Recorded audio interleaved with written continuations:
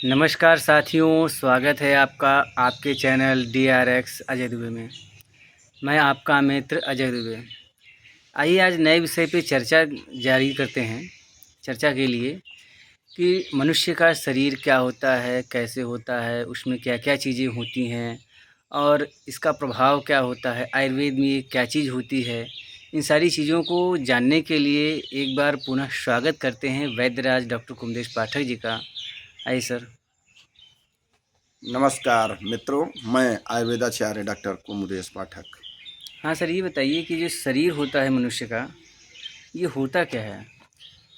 जी, जिस प्रकार से जल, वायु और सूर्य इस जगत का आधार है या इस लोक का आधार है, ठीक उसी प्रकार से मन, आत्मा, शरीर इस देह का आधार है, इस शरीर का आधार है। इसके लिए हमारे आयुर्वेद में कहा सत्वात्मा शरीरम च त्रयमेतत् त्रिदंडवत् लोक तिष्ठति संयोगात तत्र सर्व प्रतिष्ठितम। अर्थात इसका मतलब हुआ कि मन, आत्मा, शरीर तिपाये की तरह इस देह को धारण करता है। इसे जगत में जैसे लोक कहते हैं, उसी तरह से इस शरीर का ही एक पर्याय लोक ही है। अच्छा, क्या प्रत्येक शरीर जो है, उसकी निश्चित आयु होती है? जी, प्रत्येक शरीर का एक निश्चित आयु है। योग संयम से ऐसे लोग हैं जो 200 साल 300 साल तक जी रहे हैं और अपने वो नियम संयम खान पान पर निर्भर करता है, उस हिसाब से हर की आयु होती है। अच्छा, अगर आयु होती है, तो आयु किसे कहते हैं? आयु को हमारे आयुर्वेद में कहा कि शरीरेन्द्रिय सत्वात्म संयोगोधारी जीवितम नित्यक्ष अनुबंधस्य पर्याय रायुच्यते। अर्थात शरीर, इंद्रिय, मन, आत्मा, इसमें चार चीज़ आ गया। इसी चारों के संयोग को ही आयु कहते हैं। इस आयु का पर्याय है धारी, नित्यग, अनुबंध इत्यादि इसी आयु के पर्याय कहे जाते हैं। और इसी आयु का अध्ययन जो हमारा आयुर्वेद करता है, उसी को आयुर्वेद कहते हैं। अर्थात आयुर्वेद आयु का वेद है।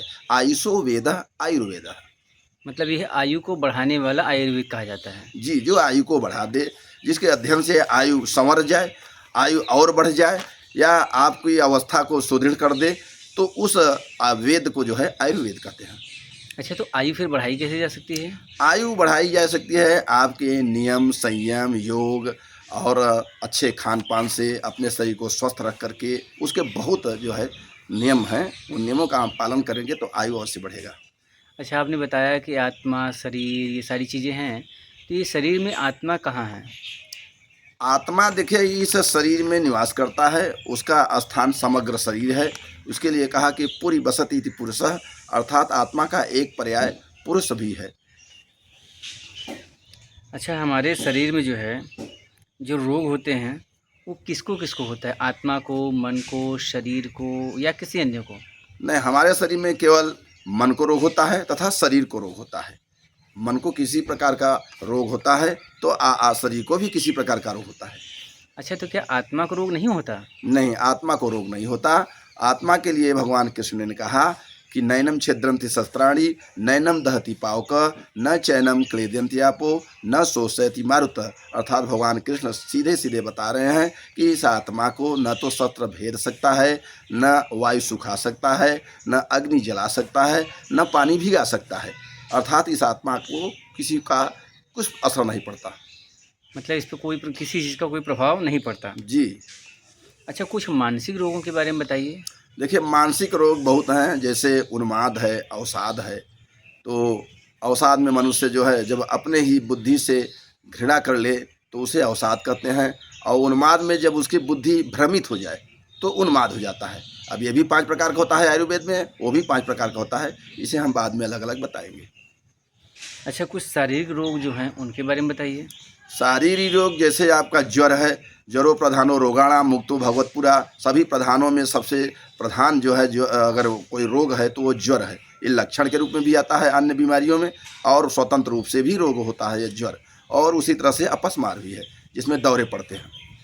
यदि यह शरीर देह है, तो इसमें जी निवास करने वाली आत्मा क्या है फिर? जी, यदि यह शरीर देह है तो इसमें निवास करने वाली आत्मा देही है। ह में बड़ा ई जब हो जाएगा तभी आत्मा का पर्याय बनेगा। अगर ह में छोटा ई है तो देह ही का देह ही हो जाएगा, शरीर ही उसकी पर्याय होगा। तो ह अगर बड़ा ई मात्रा वाला है तो देही। अगर यह शरीर देह है तो इसमें निवास करने वाला आत्मा देही है।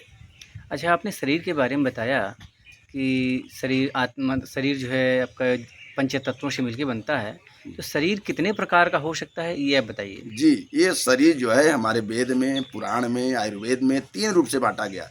इसके 3 रूप हैं। पहला शरीर जो है कारण शरीर है, जिसमें केवल आत्मा आता है। दूसरा शरीर सूक्ष्म शरीर है, जिसमें 24 तत्व आते हैं। और तीसरा स्थूल शरीर है, जो ये हाड़ मांस का बना हुआ है। इसी का ज्ञान लोगों को है, न तो कारण शरीर का ज्ञान है, न सूक्ष्म शरीर का ज्ञान है। जिस दिन सूक्ष्म शरीर का ज्ञान हो जाएगा, कारण शरीर का ज्ञान हो जाएगा, इस स्थूल शरीर से स्वयं घृणा हो जाएगा। अच्छा, ये बताइए, जब शरीर जो है आप 3 प्रकार के बता चुके हैं, तो इन शरीरों में नाश किस शरीर का होता है? जी, इस शरीर में जो है आपके कारण शरीर और सूक्ष्म शरीर का नाश नहीं होता। अगर नाश होता है तो इस स्थूल शरीर का होता है। ये कब चला जाए किसी को पता नहीं है, इसलिए ये नाशवान है। अच्छा, कौन सा शरीर अजर अमर है? अजर अमर है? जी, वही मैंने बताया कि इसमें जो है सूक्ष्म शरीर और कारण शरीर अजर अमर है। इसका कभी नाश नहीं होता, इसका ट्रांसफ़र होता है। एक शरीर से दूसरे शरीर में सब सूक्ष्म शरीर जाता है। आत्मा भी एक शरीर को छोड़कर दूसरे शरीर को धारण करता है। वासांसि हिरणानि यथा विहाय नवानि गृह्णाति नरोपराणि तथा शरीराणि विहाय जीर्णानि नन्यानि संयान्ति नवान देहि। ऐसा भगवान कृष्ण आत्मा के लिए कहते हैं। यदि यह शरीर क्षेत्र है, इस क्षेत्र को जानने वाली आत्मा को क्या कहा जाता है? अगर यह शरीर क्षेत्र है, इस शरीर को जानने वाली आत्मा को क्षेत्रज्ञ कहते हैं। अच्छा, जैसे जो मतलब कि जो शरीरधारी अंधे हैं, जन्मजात अंधे हैं, तो उन्हें क्या दिखाई देता है? जी, उन्हें कुछ दिखाई दे या न दे, पर उन्हें अपनी गलती तथा जो है स्वप्न तो अवश्य ही दिखाई देता है। अच्छा, जब व्यक्ति अंधा है तो स्वप्न कैसे दिखाई देगा उसको? जी, स्वप्न देखने का कार्य जो है आँख नहीं करता। आँख तो एक रिसीवर है। चलें। ऐसा है कि मैंने बताया कि आँख एक रिसीवर है, देखने का कार्य मन ही करता है। आपने एलोपैथ में भी कहा गया कि eyes do not see what mind does not know. आँखें वही देखेंगी जो दिमाग जानेगा, मन जानेगा। अर्थात आँख जो है रिसीव तो किया, अगर मन को नहीं दिया तो मन नहीं जान पाएगा। इसीलिए आयुर्वेद में इसको और अच्छे से बोला कि चक्षु पश्यत रूपाणि मनसा न च चक्षुषा मनसी व्याकुले चक्षु पश्य न तु पश्यति। अगर मन व्याकुल है तो पास में पड़ी हुई चीज़ भी दिखाई नहीं देता। इसलिए देखने का कार्य मन करता है और आँख नहीं करता। आँख एक रिसीवर है। धन्यवाद मित्रों। मैं आयुर्वेदाचार्य डॉक्टर कुमरेश पाठक। अगर किसी प्रकार का प्रश्न आपको पूछना हो तो हमारे कमेंट बॉक्स में हमसे आप प्रश्न कर सकते हैं। धन्यवाद। साथियों, आपका चैनल है DRX अजय दुबे। आप इसे ज़्यादा से ज़्यादा शेयर करें। कोई प्रश्न हो तो आप कमेंट बॉक्स में आकर के डॉक्टर से पूछ सकते हैं। आज के लिए सिर्फ इतना ही। धन्यवाद।